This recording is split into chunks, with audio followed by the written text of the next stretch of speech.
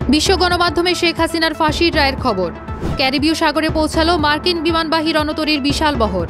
মার্কিন সামরিক বিশেষজ্ঞদের চমকে দিল চীনের রণতরী ফুজিয়ান। পাকিস্তান আফগান সীমান্ত সংঘাত প্রশমনের জন্য মধ্যস্থতায় আগ্রহী রাশিয়া। জ্বালানি সংকট মোকাবিলায় গ্রিস থেকে গ্যাস আমদানি করবে ইউক্রেন। যে কোনো পরিস্থিতির জন্য প্রস্তুত, ভারতীয় সেনাপ্রধানের হুঁশিয়ারি। ট্রাম্পের চাপের মধ্যেই যুক্তরাষ্ট্রের সঙ্গে বড় গ্যাস চুক্তি করল ভারত। ইরান আর ইউরেনিয়াম সমৃদ্ধ করছে না, দাবি আরাকচির। সৌদিতে বাস ট্যাঙ্কারের ভয়াবহ সংঘর্ষ, ৪২ ভারতীয় ওমরা যাত্রী নিহত। কম্বোডিয়ায় নতুন আক্রমণের প্রস্তুতি নিচ্ছে থাইল্যান্ডের সেনারা। মাদুরো নেতৃত্বাধীন কার্টেলকে সন্ত্রাসী সংগঠন ঘোষণা করতে যাচ্ছে যুক্তরাষ্ট্র। পাকিস্তানের ওপর অর্থনৈতিক নির্ভরতা কমাতে চায় আফগানিস্তান। তাইওয়ান নিয়ে তীব্র কূটনৈতিক টানাপোড়েন, চীনকে শান্ত করতে দূত পাঠালো জাপান। গুরুতর অসুস্থ ব্যক্তিদের হজে নিষেধাজ্ঞা, ফেরত পাঠাবে সৌদি আরব। আন্তর্জাতিক গণমাধ্যমগুলোতে প্রধান খবর হিসেবে ছড়িয়ে পড়েছে মানবতা বিরোধী অপরাধের দায়ে ক্ষমতাচ্যুত প্রধানমন্ত্রী শেখ হাসিনার ফাঁসির রায়। ব্রিটিশ সংবাদ মাধ্যম বিবিসি শিরোনামে প্রকাশ করেছে, বিক্ষোভকারীদের উপর বর্বর দমন নিপীড়ন চালানোর দায় বাংলাদেশের সাবেক প্রধানমন্ত্রীকে মৃত্যুদণ্ড দেওয়া হয়েছে। আল জাজিরা, সিএনএন ও দ্য গার্ডিয়ানও একইভাবে এই খবরকে গুরুত্বপূর্ণ স্থান দিয়েছে। ভারতের এনডিটিভি ইন্ডিয়া টুডে এবং পাকিস্তানের দ্য ডন ও শ্রীলঙ্কার ডেইলি মিররও হাসিনার ফাঁসির রায়কে প্রধান খবর হিসেবে প্রকাশ করেছে। আন্তর্জাতিক অপরাধ ট্রাইব্যুনাল দুটি অভিযোগে শেখ হাসিনাকে মৃত্যুদণ্ড দিয়েছেন। পাশাপাশি সাবেক স্বরাষ্ট্রমন্ত্রী আসাদুজ্জামান খান কামালকেও মৃত্যুদণ্ড এবং রাজসাক্ষী চৌধুরী আবদুল্লাহ আল মামুনকে ৫ বছরের কারাদণ্ড দিয়েছেন আদালত। যুক্তরাষ্ট্রের সবচেয়ে বড় বিমানবাহী রণতরী ইউএসএস জেরাল্ড আর ফোর্ড ক্যারিবীয় সাগরে পৌঁছেছে। ভেনেজুয়েলাকে ঘিরে উত্তেজনা বাড়ার মধ্যে ট্রাম্প প্রশাসনের মাদক চোরাচালান ও অপরাধীদের বিরুদ্ধে সামরিক অভিযান জোরদারের অংশ হিসেবে রণতরীটি মোতায়েন করা হয়েছে। এতে ৪,০০০-এরও বেশি নাবিক ও ডজন খানেক যুদ্ধ বিমান রয়েছে। জেরাল্ড আর ফোর্ড ক্যারিবীয় অঞ্চলে জয়েন্ট টাস্ক ফোর্স সাউদার্ন স্পিয়ারের সঙ্গে সমন্বয় করে অপরাধী নেটওয়ার্ক ধ্বংসে কাজ করবে। সম্প্রতি পূর্ব প্রশান্ত মহাসাগরে সন্দেহভাজন ৩ জন মাদক পাচারকারী নিহত হয়। সেপ্টেম্বর থেকে শুরু হওয়া মাদক বিরোধী অভিযানে এখন পর্যন্ত ২১টি হামলায় ৮২ জন নিহত হয়েছে, যা ভেনেজুয়েলার সঙ্গে ক্রমবর্ধমান উত্তেজনার প্রমাণ।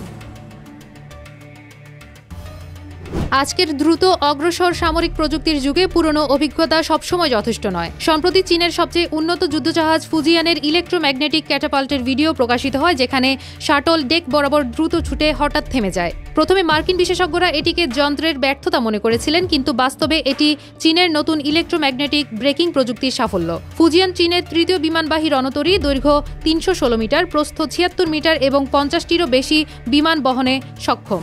ইলেকট্রোম্যাগনেটিক লঞ্চ সিস্টেম বিমানগুলোকে দ্রুত ভারী লোডে উঠতে সাহায্য করে। বিশেষজ্ঞরা বলছেন, এটি চীনকে সামরিক আধুনিকীকরণে এক প্রজন্ম এগিয়ে নিয়ে গেছে এবং চতুর্থ রণতরী পারমাণবিক চালিত হতে পারে।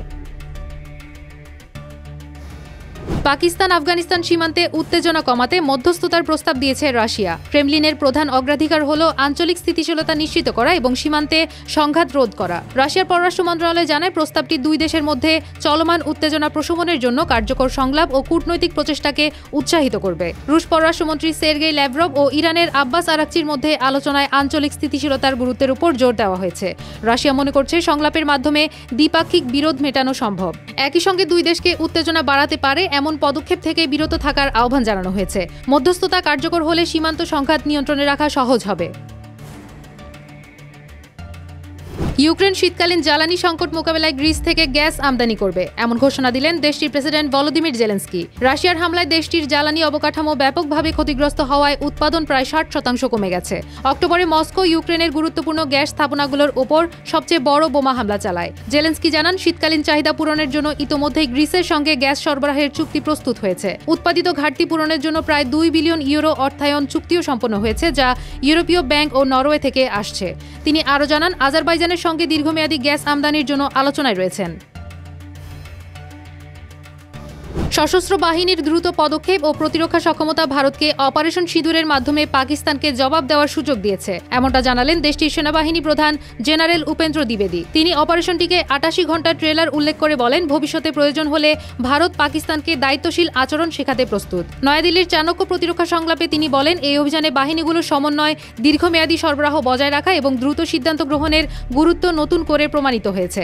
তার মতে, যে কোনো সামরিক পরিস্থিতিতে প্রতিটি স্তরে দ্রুত সিদ্ধান্ত নেওয়া এবং ৪ বছর পর্যন্ত যুদ্ধ পরিচালনায় খাদ্য ও অস্ত্রের সরবরাহ নিশ্চিত রাখা ভারতের জন্য অত্যন্ত জরুরি।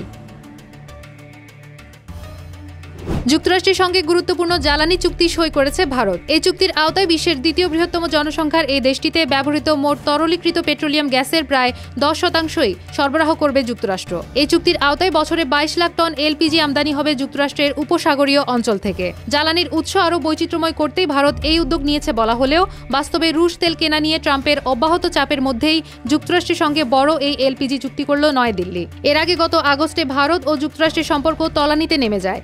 সে সময় মার্কিন প্রেসিডেন্ট ডোনাল্ড ট্রাম্প ভারতীয় পণ্যে শুল্ক বাড়িয়ে 50% উন্নীত করেন। ওয়াশিংটনের অভিযোগ ছিল রাশিয়ার কাছ থেকে কম দামে তেল কিনে মস্কোকে যুদ্ধ চালাতে সহযোগিতা করছে ভারত।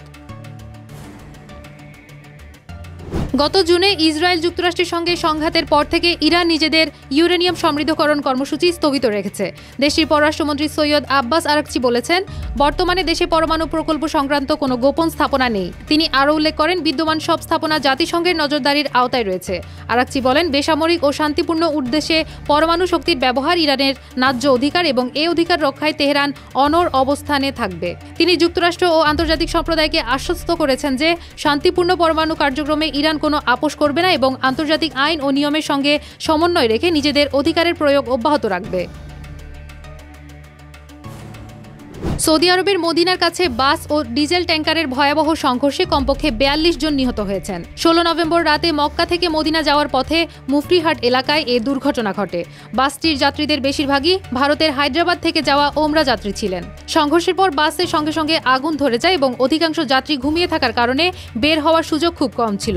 নিহতদের মধ্যে কমপক্ষে 11 জন নারী ও 10 জন শিশু রয়েছে। উদ্ধারকারী দল জানায়, বাসটি সম্পূর্ণ পুড়ে যাওয়ায় নিহতদের শনাক্ত করা অত্যন্ত কঠিন হয়ে পড়েছে। এদের মধ্যে শুধু একজন যাত্রী জীবিত উদ্ধার হয়েছেন এবং হাসপাতালে চিকিৎসাধীন। তেলেঙ্গানা সরকার রিয়াদের ভারতীয় দূতাবাসের সঙ্গে ঘনিষ্ঠ যোগাযোগ রক্ষা করছে এবং পরিস্থিতি পর্যবেক্ষণ করছে।